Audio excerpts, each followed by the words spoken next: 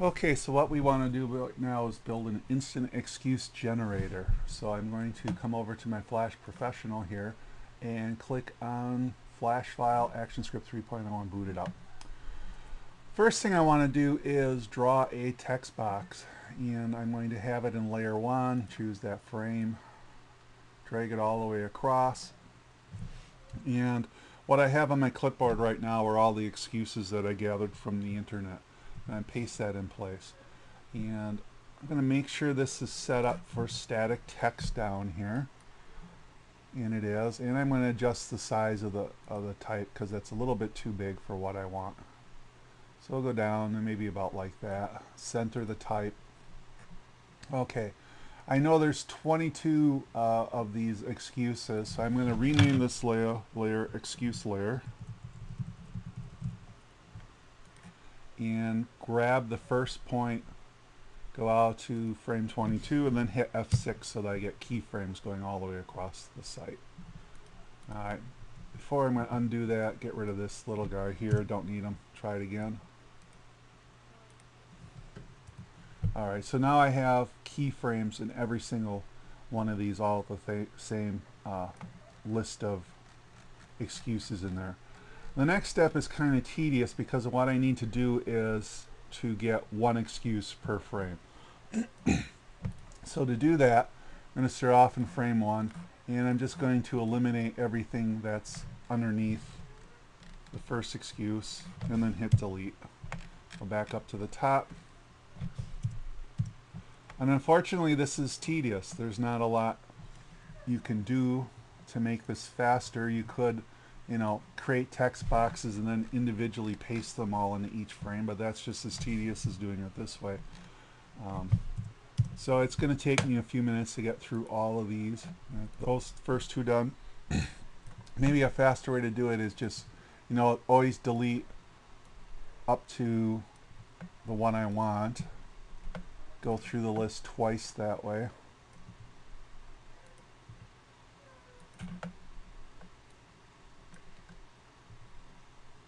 And it takes a little bit of concentration so I don't, mess up and accidentally delete the same one or have the same one twice.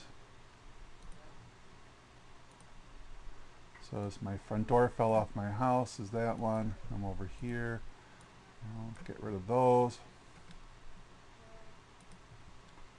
Another way to do it would just be to duplicate the one that I just deleted here and then delete the top one. Maybe that's an easier way to do it. Get rid of that one now.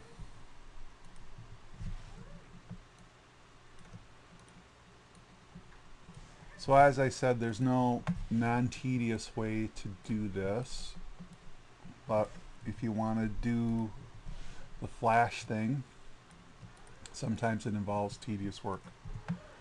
The other way would be to stick all these messages into an array, but I wanted to demonstrate how to create one using nothing but the timelines.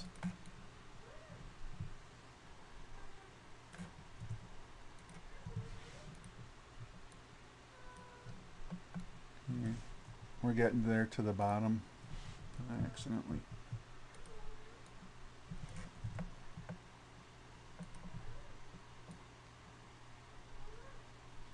Okay, duplicate this one now.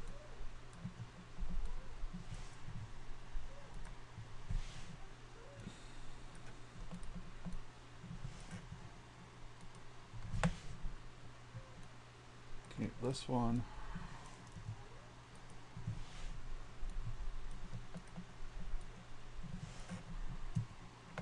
And I see I have some errors in here somewhere.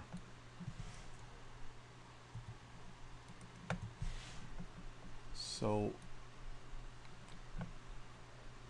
what I'll do is I'll just add some more and then figure out where the errors are. Let me go to that one.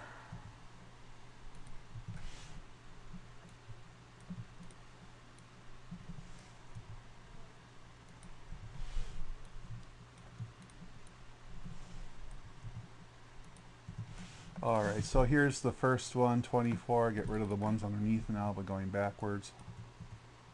What I want to do is have them all in a single line or two lines.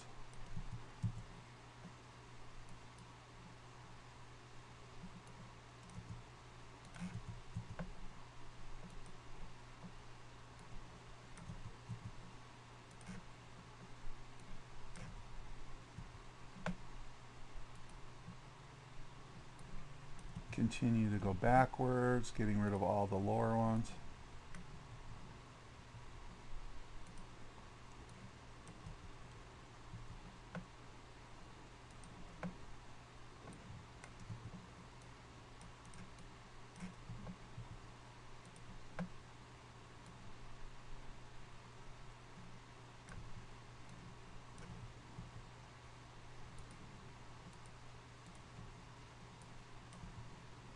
This is probably the most tedious part of doing this.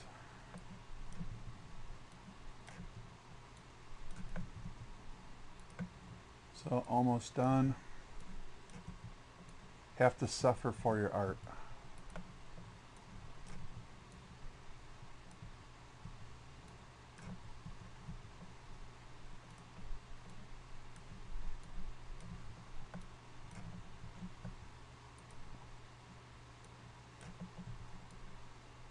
And of course, if your screen is bigger, then it's a little bit easier, but since I have to screen capture this stuff, my screen's smaller.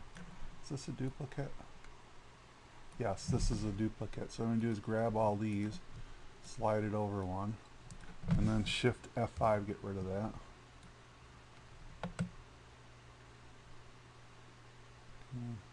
Now get rid of that one.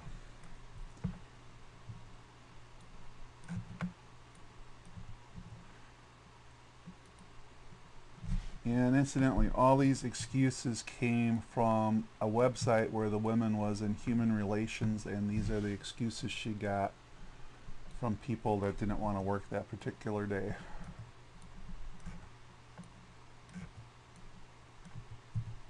Human resources. Okay, blankets were stuck.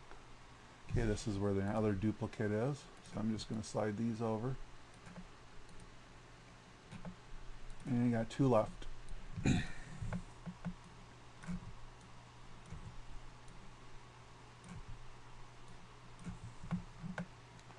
One left. Oh, no, I got them all. Okay, so now I have all of, get rid of that extra frame by holding down the Shift F5. So now I have all my excuses here. And if I have a duplicate, I'm just going to ignore it right now for the sake of the demo. The next thing I want to do is change the background color of this maybe to, I don't know, maybe an orange or a yellow. I'll make it yellow. Alright. Now, if I play this movie, it's just going to, you know, play through the playhead. Playhead's never going to stop. So now I have to put in some stop commands. So I'll put in a new layer, call it stops. And I always like separating my stops out from the rest of the action script so I know where they are. But at any rate, you open up your actions window, and I'm just going to type in stop, which is the command. Slide that down, and now I will duplicate. Grab these two. Every time I duplicate, I double the amount of stops. Till pretty soon I have a large chunk of it, and I can, you know, just slide them in place. I want to slide all these things over because when we first boot up the program, I don't want to see any excuses. So I'll put a blank keyframe there, just slide everything over a little bit, and then put another stop there. So now what I want to do is get a button, so when you press the button, it will flip through one of these excuses. So I'm going to call this layer button, come over to Window, Common Libraries buttons, and Flash ships with a whole bunch of buttons. I'm just going to pick out a button here and pull out the red Classic Arcade button, and then align to the stage and click so that it's centered on the stage. Maybe lower it a little bit more. Now this button is going to stretch across the entire game. So whenever you click, you're going to get a new random excuse. So the next thing I need to do is add a new layer. We'll call this one Actionscript. And this is where all the code is for the button. Now I have to give this instant name of a button here. I'm just going to call it excuse underscore btn, and I'll copy it to my clipboard, go over to the first frame of my ActionScript layer, and paste that in place. and then I'll hit dot, and I'll say add event listener, and it pops up here automatically. I'll hit enter, and then the event listener I want to listen for is a mouse event, and the type of mouse event is a click. And then once that happens, I want to send it to a handler or function called on this click. Now I need to set up that function.